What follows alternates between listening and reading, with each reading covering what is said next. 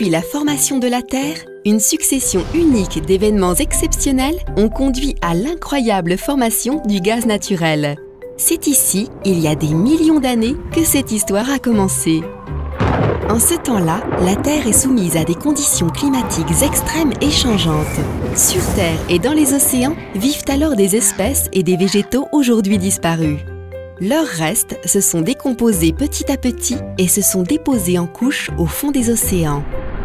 Recouvertes de sédiments, ces couches de matières organiques vont être piégées pour se transformer, au bout de millions d'années, en méthane CH4, c'est-à-dire en gaz naturel. Et ce n'est que récemment qu'a débuté l'extraction de cette énergie. Le gaz naturel, sous pression et plus léger que l'air, remonte le long des forages prévus à cet effet. Une fois extrait, il est utile immédiatement pour des applications telles que chauffage, cuisson, fabrication, production d'électricité ou pour la mobilité. En se substituant à d'autres énergies fossiles, charbon, pétrole, le gaz naturel contribue à réduire les atteintes sur l'environnement. Moins de CO2, pas de particules fines.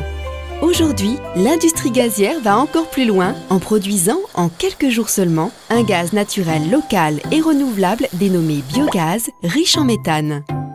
L'addition du biogaz au gaz naturel réduit encore davantage les atteintes à l'environnement. Penchons-nous maintenant sur la fabrication du biogaz. Au départ, nous avons besoin de déchets verts et de restes de repas. Une fois acheminés à l'usine de traitement, les déchets sont transformés en biogaz, une énergie capable, par exemple, de faire rouler votre voiture. Découvrons de quelle manière ces déchets peuvent produire du biogaz.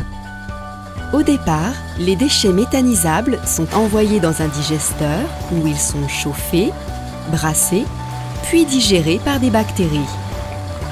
C'est de cette digestion que naît la phase gazeuse, le biogaz, en se séparant des phases liquides et solides qui, elles, vont être acheminées, puis transportées pour être finalement utilisées comme engrais enrichi puissant, la matière épurée ayant une haute valeur fertilisante. Ces nutriments, préalablement arrachés au sol, y retournent désormais sans adjonction de substances chimiques.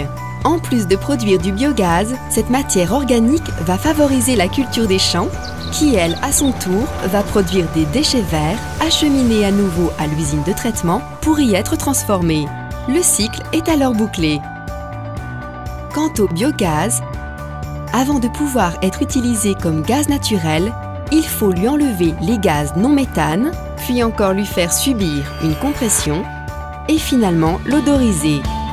Mélangé au gaz naturel et sans modifier les installations existantes, le biogaz va ainsi participer au chauffage des locaux, permettre la production d'électricité tant pour les privés que pour les entreprises et aussi être utilisé comme carburant pour les véhicules. Ah, et n'oublions pas un petit détail, notre indépendance énergétique. En effet, chaque mètre cube de biogaz produit en Suisse équivaut à 1 mètre cube de gaz naturel en moins à importer des pays producteurs étrangers. Et vous, seriez-vous intéressé à contribuer? En optant pour une part biogaz dans votre consommation, en favorisant la production du biogaz par le tri de vos déchets. La nature vous le rendra.